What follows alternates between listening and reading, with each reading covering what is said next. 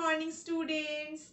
Today we are going to recite an English rhyme, Two Little Dicky Birds.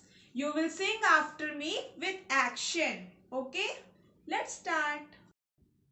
Two little dicky birds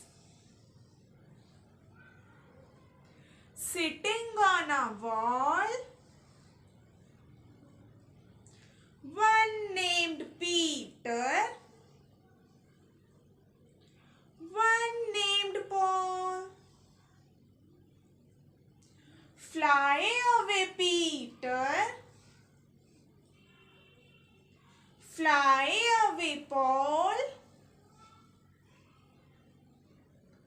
Come back, Peter. Come back, Paul. Yay! Very good, children. Now we will sing together. Let's start.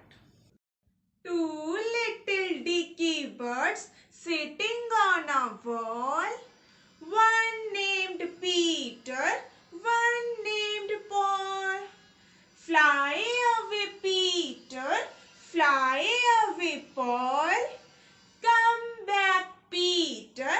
Come back, Paul. Very good.